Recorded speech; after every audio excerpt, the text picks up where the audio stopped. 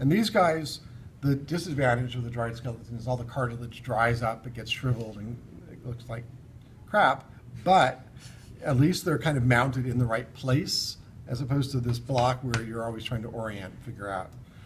So you can see pretty clearly, here's forelimb and hind limb.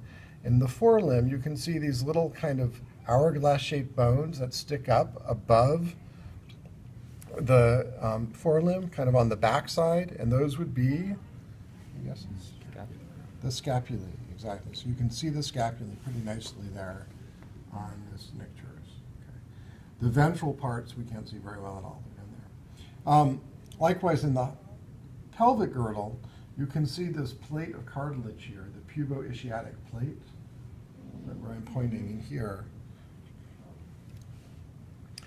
You can see these two bones that ossify at the back end of it, which are the ischia, here and here. Okay, so these ones here. See those? Okay, and you can see very clearly what this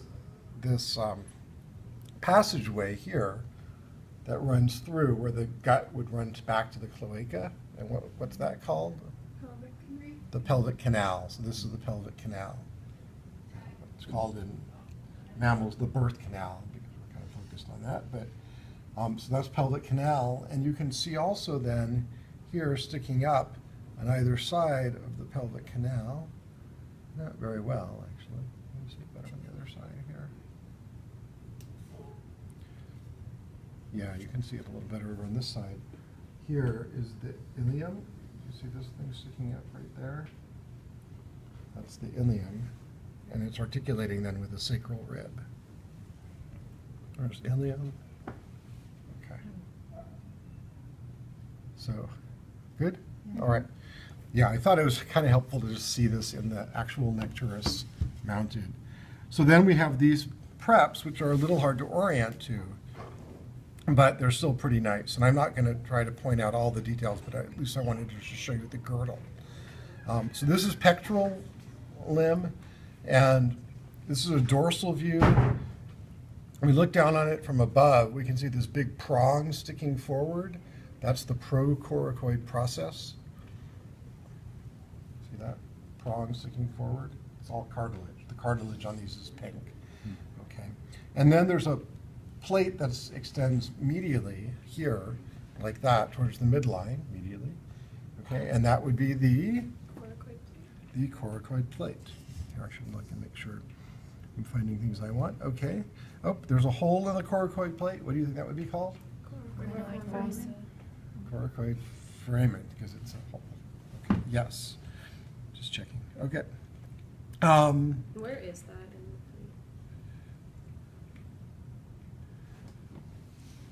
the It is kind of at this junction of the procoracoid process and the coracoid. okay. You see that right there? Yeah. Okay.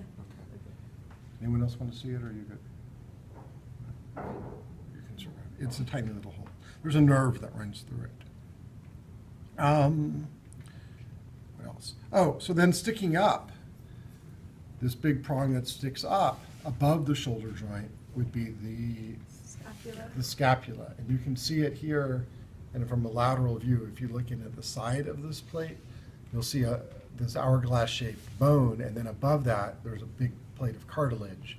The bone's the scapula, and the cartilage above would be the suprascapular cartilage. So you see it sticking up there. Okay. So that's the shoulder girdle. Humerus, radius, ulna.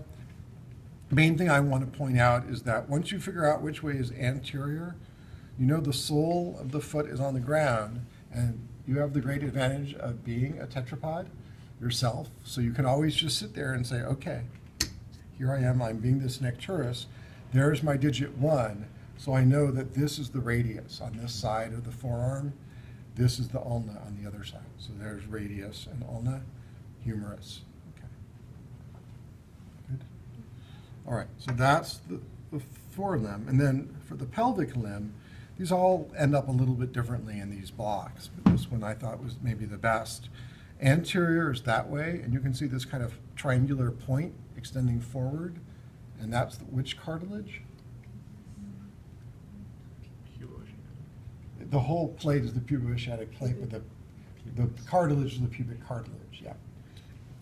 And always remember that the ventral anterior part of the pelvic girdle is the pubis, whereas the ventral posterior part is the ischium. Okay, so that's ventral. Then there's the actual articulation with the limb, and what extends dorsally from there to meet the sacral rib would be the ilium. Okay, so that's in here. That's that junction between the sacral rib and the ilium right there.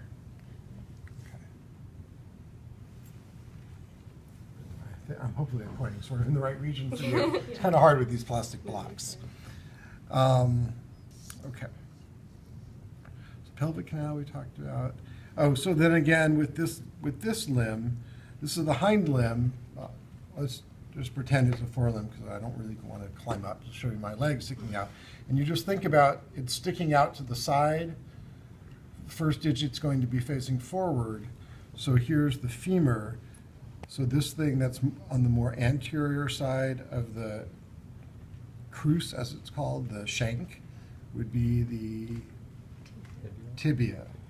The tibia is the anterior preaxial element, and then the posterior or post-axial element here would be the fibula. Okay. And I'm not going to go through the carpals and phalanges on these little tiny guys. It's pretty challenging.